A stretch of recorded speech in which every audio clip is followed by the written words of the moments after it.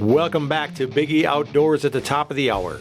We welcome in those just tuning in, and for those of you who have been listening, we're headed into another great hour of outdoor radio with Biggie and Brandon here at Biggie Outdoor Studios.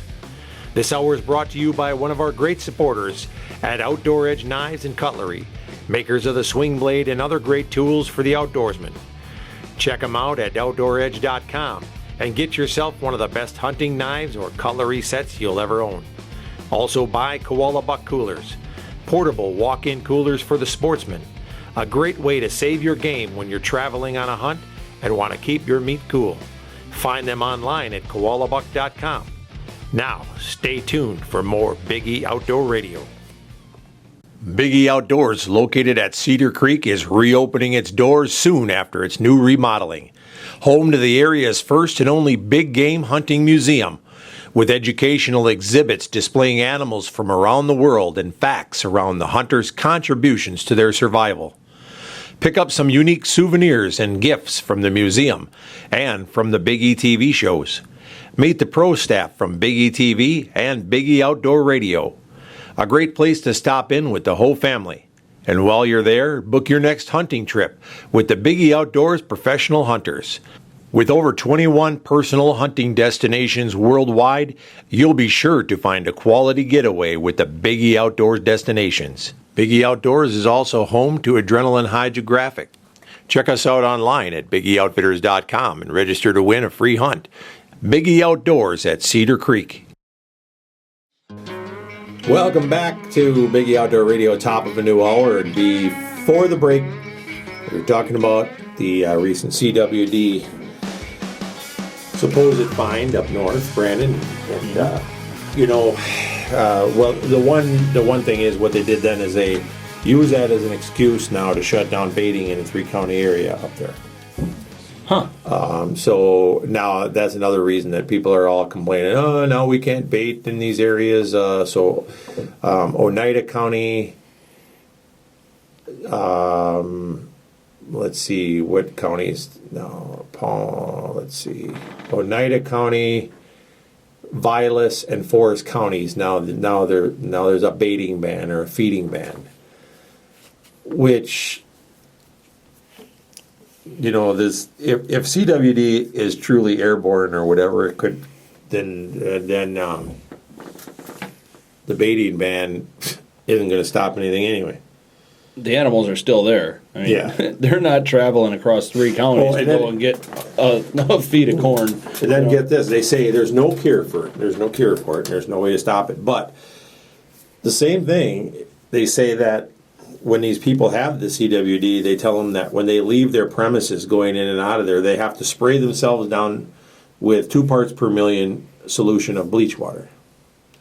And then they're good to go. So, in other words, if they're saying that, then they're saying that a 2 part per million solution of bleach water would cure CWD. That's what they're saying. Because they're saying it'll kill it. And that's signed by the head of the Department of Ag, Dr. McGraw, whatever the heck his name is, Dr. McGraw. So, If that's the case, they're talking out of both sides of their mouth. If you've got CWD on your farm, get the deer out of there and spray the area with 2 parts per million bleach, and then work up the ground, and you're ready to go. Should be back in business. Yeah. Good Lord. Or I haven't heard that one yet. That's funny to me. Or you should be able to just start putting out some waterers out there with 2 parts per million bleach in it. Let the deer drink it, and they should be cured, right?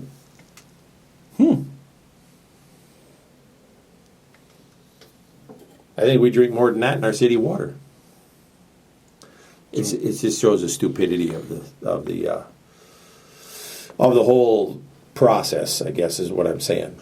I'm going to tell you that there is a disease out there that does stay in the soil, and there is a connection. there's a guy that is right now being depopulated because of CWD. And I'm not naming his farm on purpose, but if anybody goes looking, they're going to figure it out. It's in northwestern Wisconsin, okay? This guy, everything was fine on his farm until he bought an additional 40 acres.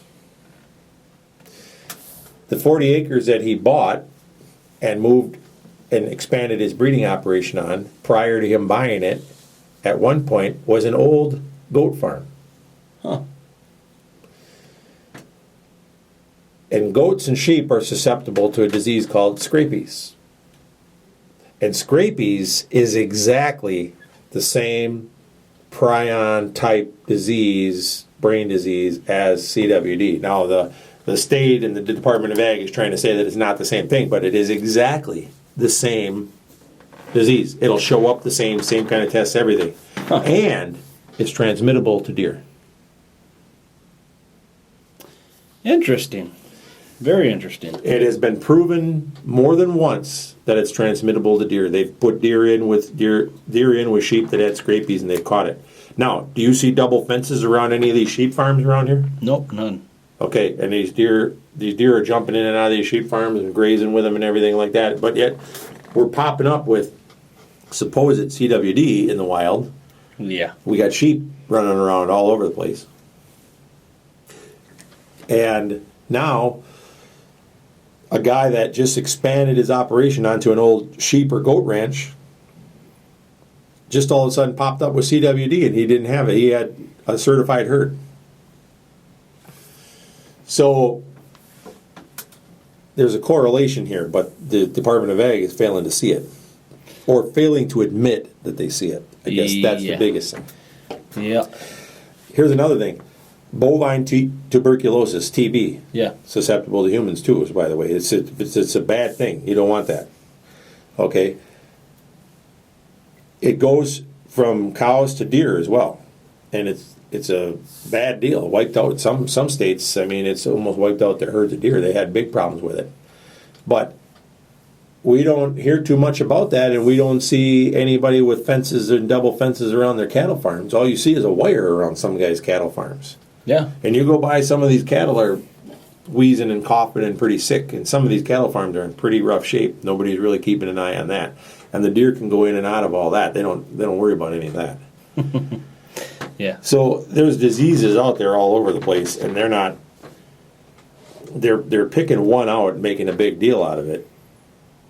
But they're failing to, if you're going to watch all these diseases, heck, there's a lot of stuff you could watch. They're wasting tax money when it comes down to it. Yeah. Chasing something they can't do anything about. Mother Nature is going to police its stuff.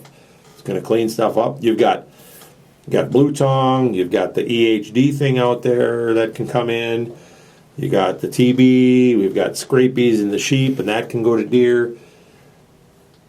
Hey, if it's not affecting people, then let Mother Nature take its course, because there's nothing you can do about it. You know what? Could be though. It could be though, because I got really dry skin last week and I had the scabies really bad.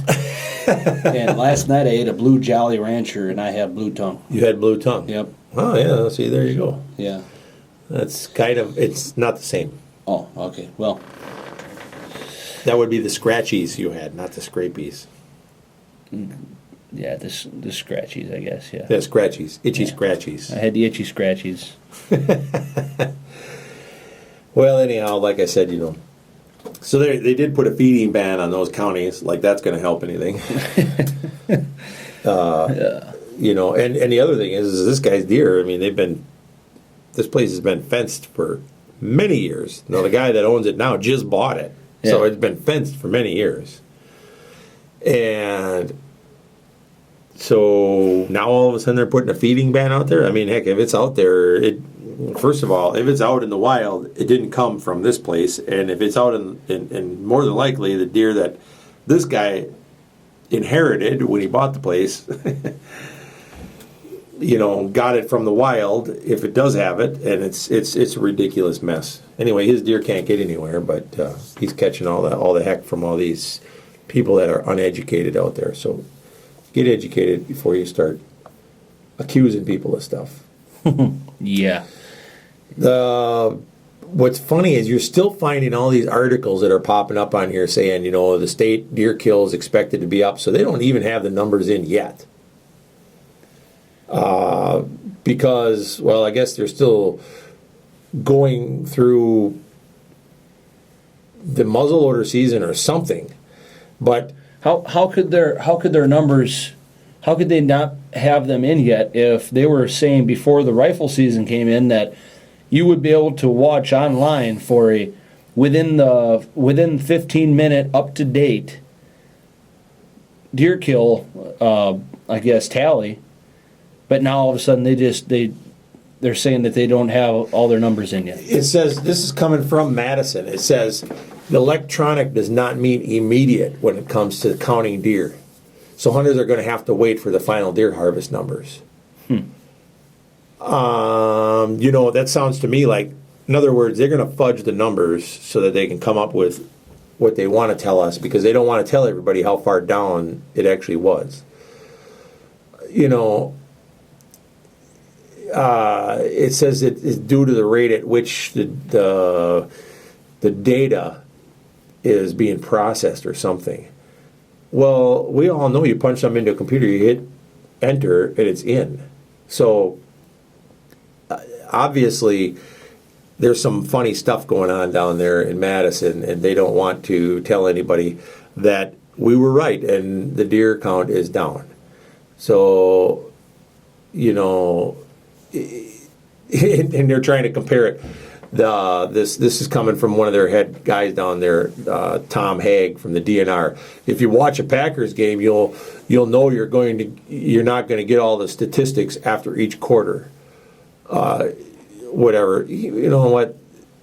Don't start comparing your deer season to the Packers or the football or anything like that, because you guys made a program and had plenty of time to work on it. And if people are entering in the stuff as fast as it comes to Madison and you enter in the numbers, you got the guy's license number. He scans it in, enters it, it goes into a computer. The computer should be able to tell you whether it's a duplicate or not, and it's done. So now they're back up to 204,000. They were down to 201,000. What they don't want to tell that it's down from last year. So I think what they're doing is they're fudging the numbers.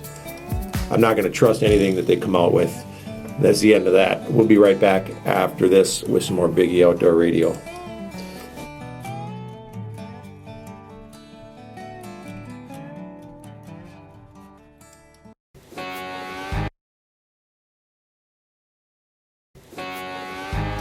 Hey, welcome back with Brandon and Patrick here at Biggie Outdoor Radio. Brandon, what do you think about all this hoo-ha going on here with the deer count and the license sales and everything?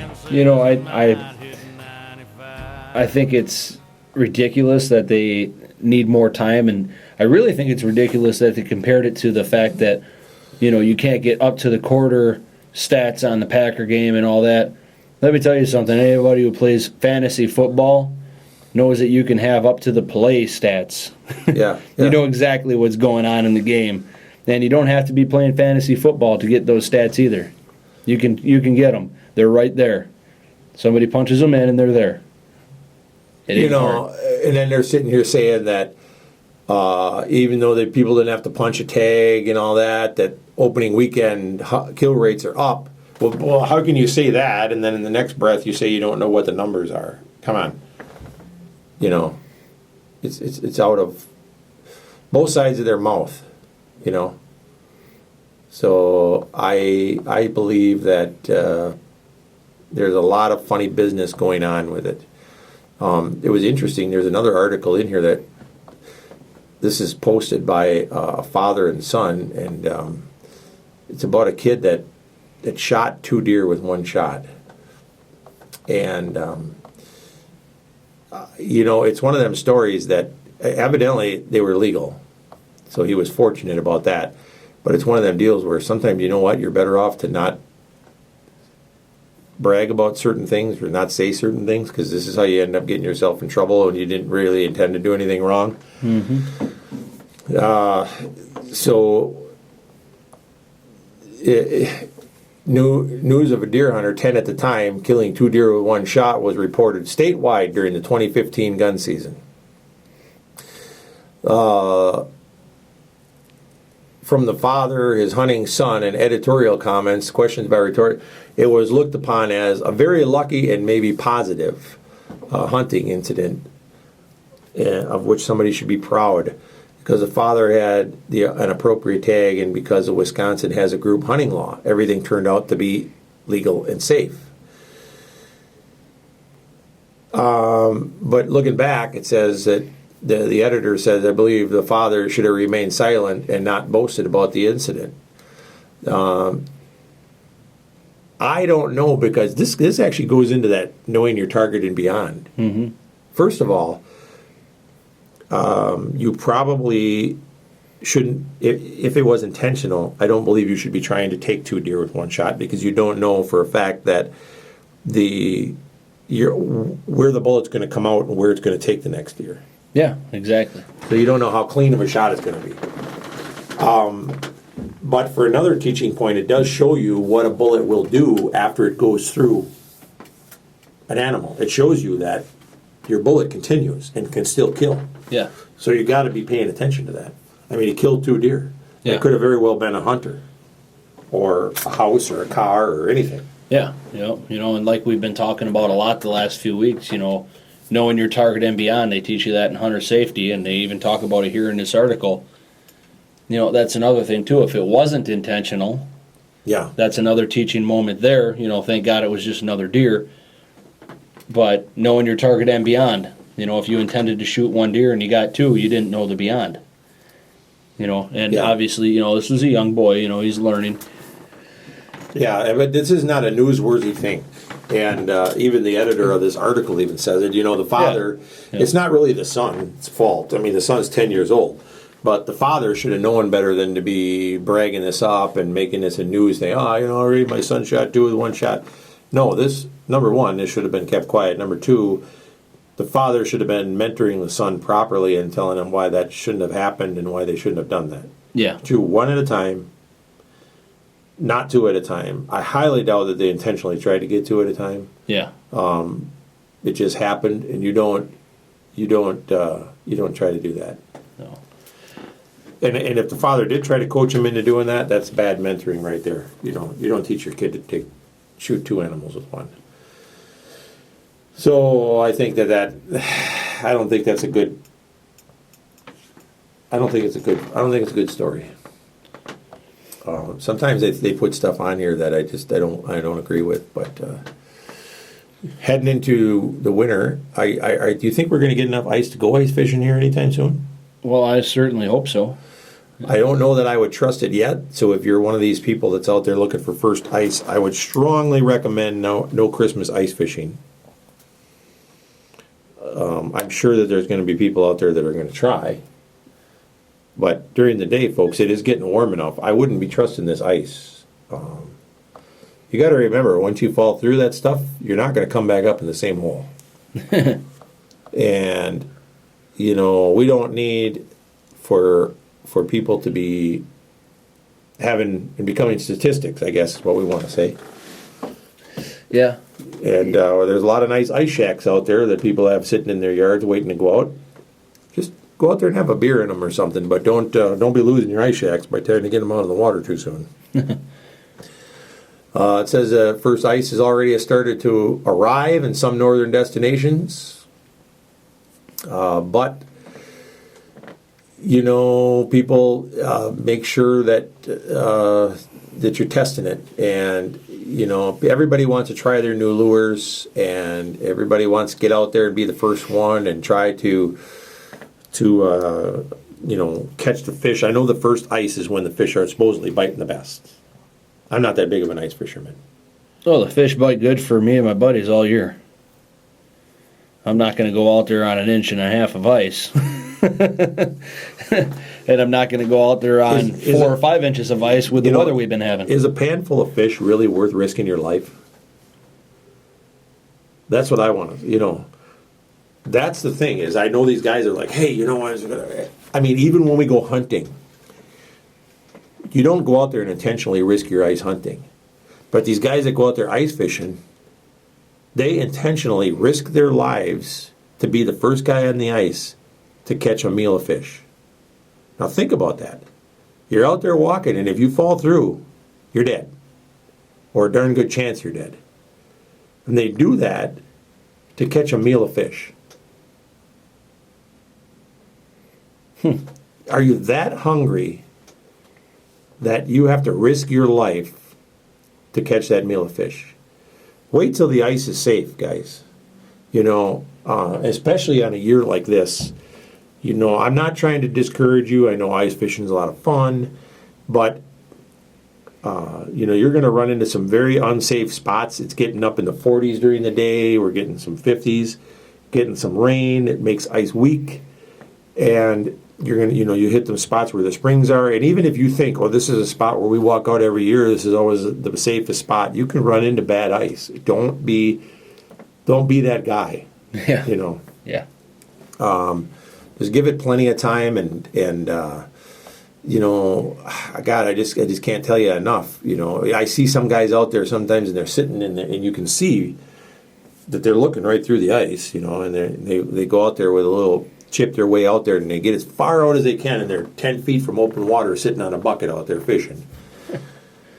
I don't understand that, because I just cannot understand that a guy is that hungry that he has to get all the way out there and risk his life for the meal of fish or for those few panfish that he's going to catch. It's not like he's catching, you know, some kind of a world-class whitetail or a world-class elk or anything like that. They're catching a meal of fish. Because they're on the lake, Dad. Yeah, no kidding. Yeah. Elk and deer aren't going to be underwater. Well, What you the never heck? know. Come on, man. Jeez almighty. I'm just saying the trophy quality. I'm just But saying. you got, all right, now think about this, though. I mean, yeah, it is a bad idea, but think about the lengths that we go to get a good hunt or get a good thrill, you know, of a hunt. You know, sometimes even there's that. people that, to them, fishing is just as much of an adrenaline rush Right. as the hunt for them. I understand that, but the thing is that to go out there and get your average hunt, if you were going out there on even in a Wisconsin whitetail hunt, there is nowhere near the risk to your life on a Wisconsin whitetail hunt average, Yep. or going out and hunting grouse, or going out and hunting squirrels or rabbits or anything else, as there is walking out on water with an inch of ice. And I'm not saying that. I mean, I understand that, you know, it is dangerous, but I'm just saying to some people don't see it the way that we do, where, you know, you're just going out there for a meal of fish. You know, some people, they're going out there, you know, they want that trophy walleye, they want that trophy pike. You know, they're going out there trying to do their best. Yeah, to catch a pike. I don't even want to go down that road with you. Because you and I are both thinking of the same song. And go figure, it's by a group of guys that sing hunting songs. Yeah. Catch a pike. In Wisconsin, yeah. It's not the Hoopers, it is Shad Rap. Shad Rap. Oh. That's right, yeah. Yeah. Okay. But yeah, I mean, to some people, that's their rush. Yeah. We see it a little bit differently, but there's reasons why people want to take that risk. I guess so. So let's take a quick break, and we'll come right back after these messages, folks.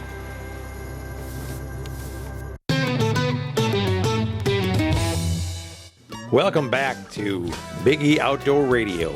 This segment is brought to you by Bruise Brothers, located on Highway X in Weston, just off of Highway 29.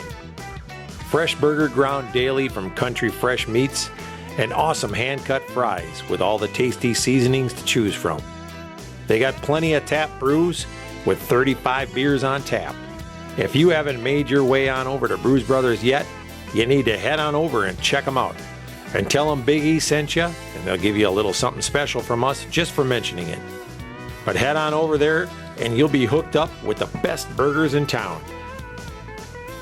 That's Bruise Brothers on Highway X in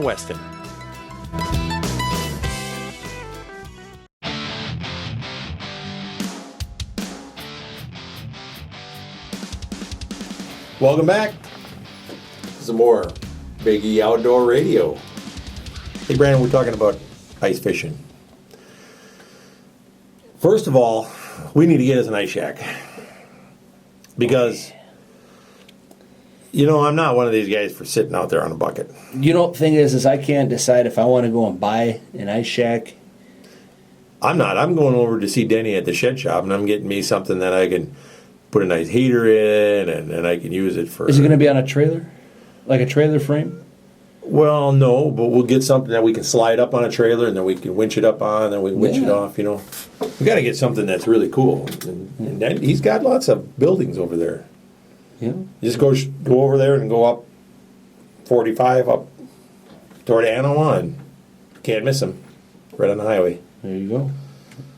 So, or Eland, or whatever it is, they're up there. I think Eland and Anawa, they're all up in the same neck of the woods up there. But just head on up the highway there. You can't miss him. Down the left-hand side of the road. Sheds everywhere.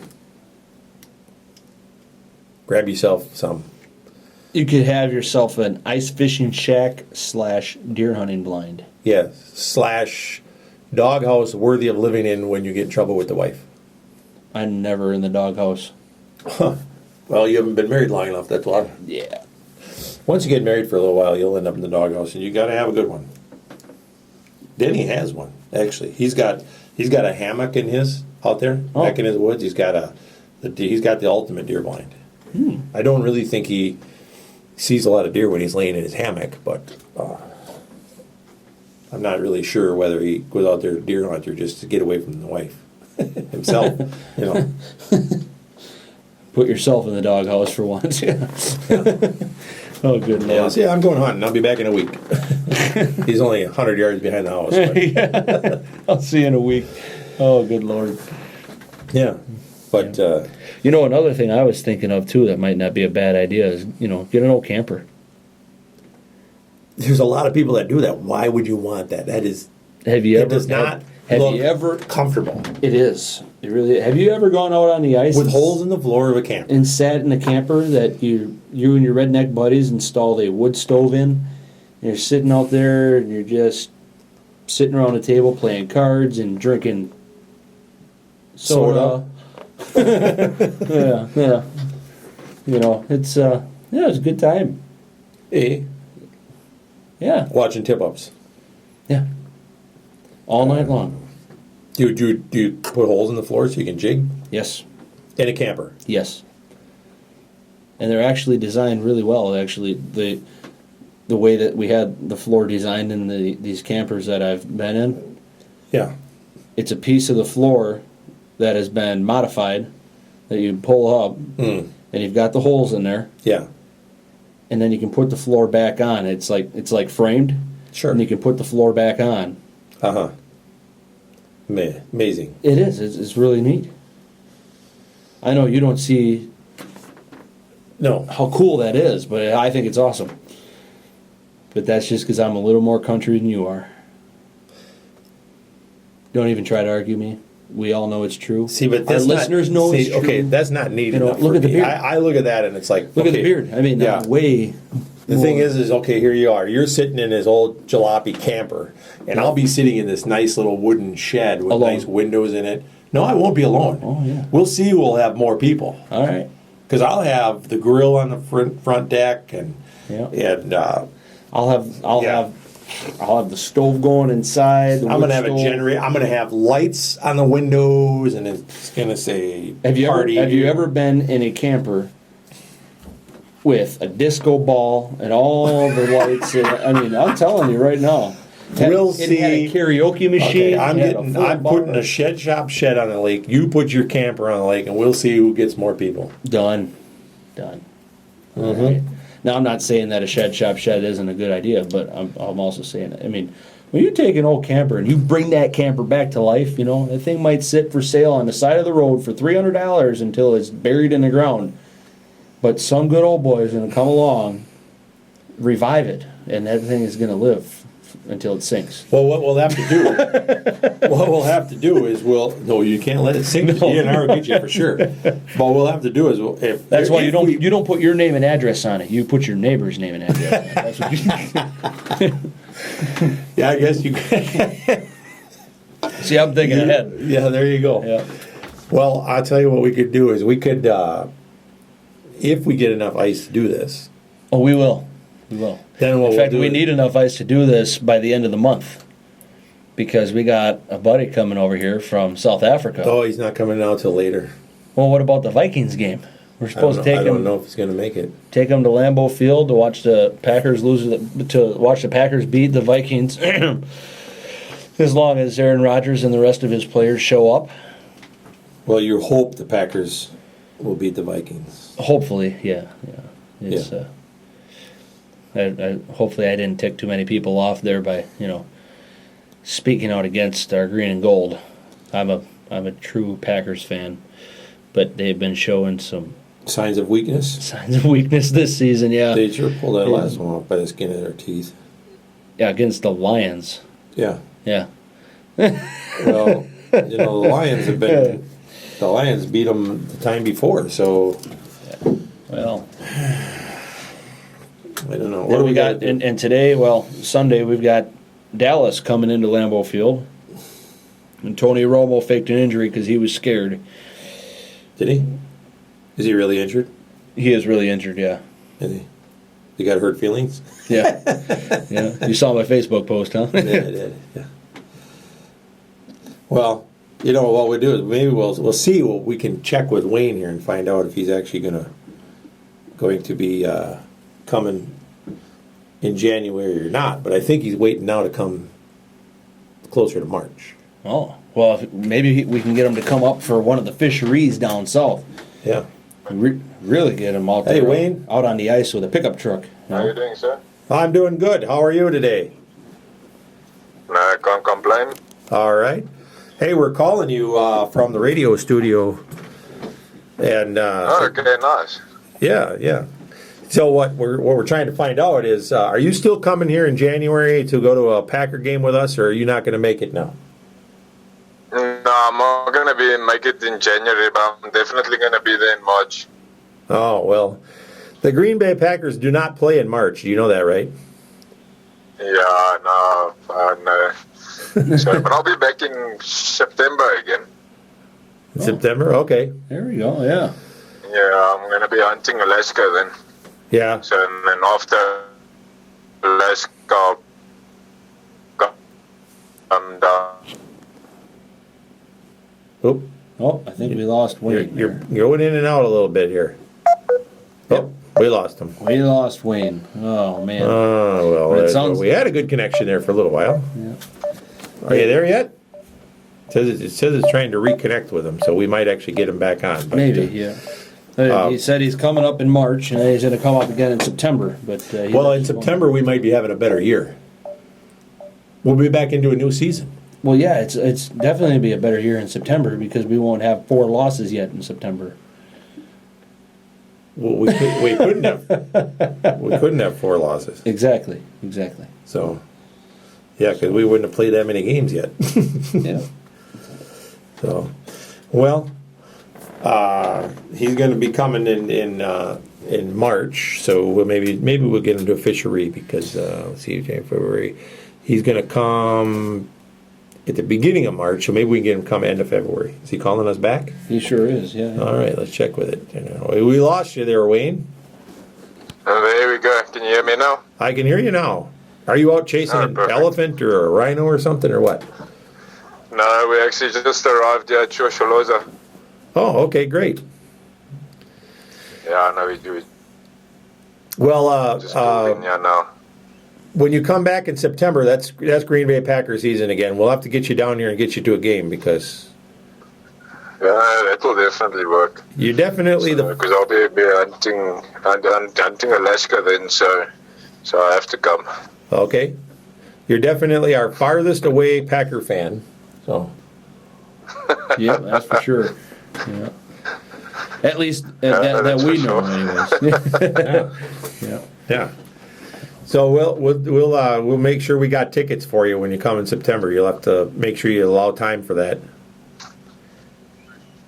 No, well, definitely. No, it sounds great. I think we'll have some good fun. All right, that sounds good. Well, all right, we'll see you in March when you come, and hopefully we'll still have some good ice, and you can come and do some ice fishing with us. Yes, that sounds good, sir. I'll see you in March, and I'll probably be there on the 16th or so. Okay. All right. Well, safe travels to you, and good luck there at Shosholoza today. And I guess we'll talk to you later. I won't keep you. Sounds like you got a lot of work to do today. No problem. Thank you very much, sir. We'll chat soon. All right. Bye-bye. Okay, bye-bye. Well, there it was, folks. We're going to take another quick break here, and we'll be right back after these short messages.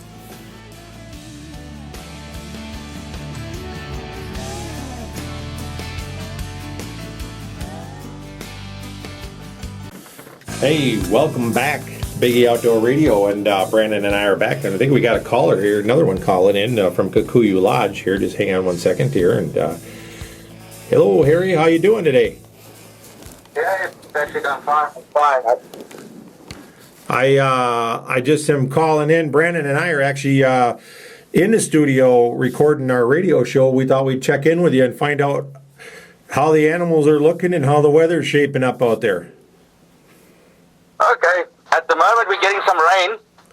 It's been very, very hot rain at the moment. And yeah, we've had our first batch of babies being born. Some impala and some springbuck and blessbucks. And we're waiting for the wildebeest and some of the other larger animals to start dropping their babies. So it's looking for a good season. Looking like a good season. We've had lots and lots of rain, so it's looking good for next year. Well, that's great. We know that there's been some hunters recently from our area that have come out there and hunted with you guys, and they've had a good time. And the scenery out there on the Cape is excellent. It's because you get so much rain. That's why. Yeah, no, definitely. We've had, I think this year we've had about double our yearly rainfall. So it's making for a truly phenomenal season next year. Lots of food around. Oh, that's great. Yeah. I will tell you that when I was out there, I couldn't believe how much green vegetation you had compared to other parts of South Africa. Yeah, definitely. We seem to be like in a green belt down here on the Eastern Cape side of the coast, which makes for a totally different scenario than what people are normally used to. When they come in to hunt with us, they think it's all going to be dry and dusty and dust bowls, but not really. It's quite the opposite. Yeah. Now, have you started hunting yet for this year, or when do you start again? No, we'll start up in March. In March. Okay. Yeah. So finished for the season. We're busy getting ready for getting the lodge and some Christmas people staying at the lodge. But of a Christmas period. But other than that, we'll start hunting in March again. All right. Then that, just to get it right, that's the start of your fall, right? That's right. Yeah, that's our fall season. Yeah. What's the weather like right now? I mean, temperature-wise, well, how hot is it? Right now, it's been up probably around 100 degrees today. Quite humid, but it is starting to drizzle now. So we've probably got a frontal system moving through, bringing some rain and some relief. But it's been on average around 100 degrees every day. On average. Yeah. Yeah, pretty hot. Yeah, well, that's the time of the year we don't want to come there. Yeah, if you're going to go to the beach and have some beers, then it's definitely a good time to be in South Africa. But not for hunting. It's a little bit hard at the moment. Well, right now, we'd like to get you to come up here and you could hunt on the frozen water and go ice fishing with us. Yeah, okay. Yeah, that's something I'm not used to. I would imagine not. No. When you are coming to the U.S. here pretty soon to do some shows, aren't you? Yeah, I'll be heading out to do the Dallas Safari Club and then the SCI International shows in Las Vegas in February. I'll be out there. Well, see, we'll have good ice at that time. If you want to swing up this way, we'll take you fishing. Okay, I'll keep keep that in mind. But let me tell you, I'm not very fond of anything cold. Oh, we got heaters. Yeah. Oh, yeah. Yeah. Well, see, the thing is when it's cold, you can always put more clothes on, but you can only take so much off when it's hot. Yeah, I understand that. But I don't know. It's kind of just what we get used to, You grow up, you'll spend your life in Africa or South Africa, and you're used to hot weather. And when it gets cold here, it's probably like a midsummer for you guys. Yeah. Oh, how about snow? Do you get any snow there? No, not down this far south. No snow. I'd say probably about 3 hours north of us. When you start hitting the mountains, you'll definitely get a bit of snow in wintertime. But not where we are. We're too moderate. Well, that's good to know. Yeah. This is not something that we want to do. Is come over there to see snow. No. Well, that has happened. We have had clients come over sometimes, and it snows. But no, that's not the norm. It's very rare. We probably have, at most, it'll stick around for about a week, maybe 2 weeks, and then it's gone. That's not really a big issue. For us, it's something to look at. Oh, wow, look, it's snowing. You guys probably go, oh, it's snowing again. Yeah, that's about it. So how about the snakes? You got any of them out? Yeah, we've seen quite a lot of snakes. I must say, we've seen a lot of snakes. Cape Cobra, we've seen the boomslang, we've seen some of them. We've seen some puff adders have been active, with the heat. They're definitely a lot active at the moment. But it's not a problem where you bump into them every day. But you do see them on the roads, crossing the roads, things like that. Well, the reason I ask is, Brandon does not like snakes. I think I told you that when I was over there. So. Yeah, no, I believe that. I don't like snakes either, but I stay clear of them. But you do come across them. But I've never been, like I say, that they were anywhere close to me to be a problem. And I know the boomslang is a bad snake too. Yeah, but fortunately rather, the boomslang has got the rear fang snake, so it's got to bite you like at the tip of your finger or in between your fingers, basically. So you're pretty safe as where they're concerned. They don't really bite you or attack you. They'll try and get away from you, but they're around. They are around. Yeah. But if they do bite you, you're really in trouble. Yeah.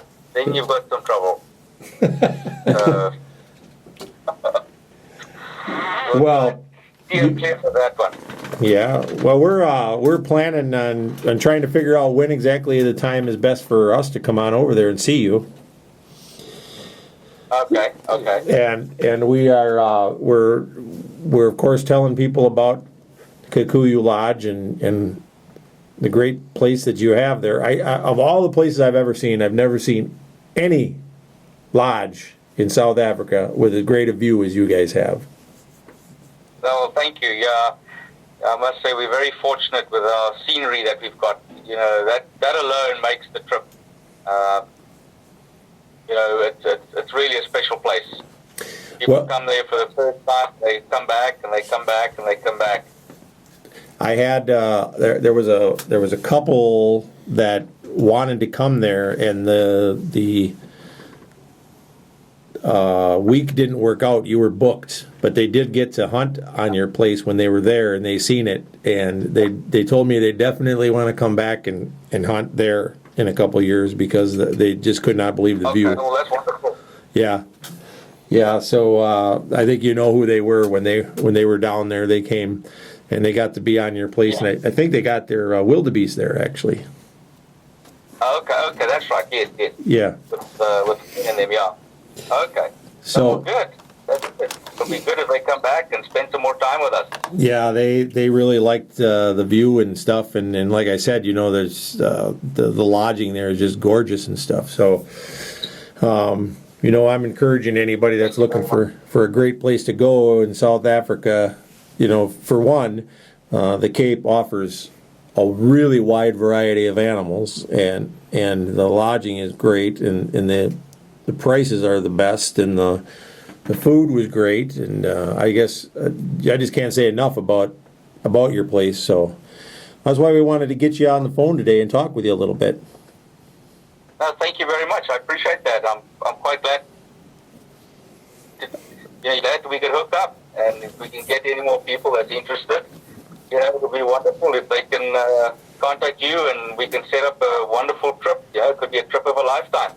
Yep, that's what we're hoping to, and we're opening up a museum here real shortly, and then we're gonna have lots of folks coming and going out of our big game hunting museum. It'll be educational about the positive aspects of hunting, and then in and out of that, we're going to try to set up some folks to actually come with us when we come over there, and hunt during the same weeks if we can. But if not, it's fine. They'll still have a great time with you. No, exactly. It just depends how you set it up. No, but wonderful. It's great talking to you, and I hope everybody listening come see South Africa. Sunny South Africa is a beautiful place, and we'd love to have you. All right. Well, that's good. If there's anything else, if you got any good specials ever, or anything you want us to advertise to try to lure some folks on over there, by all means, drop me an email and let me know, Harry. So. Okay, I will do that. I'll send you some. All right.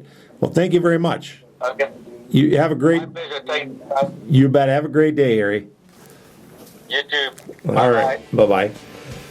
Well, that was great. We got to talk with Hr2 from Kikuyu Lodge, and we'll take a quick break, Brandon. We'll come back and see who we can visit with next. And great place to go over there in South Africa.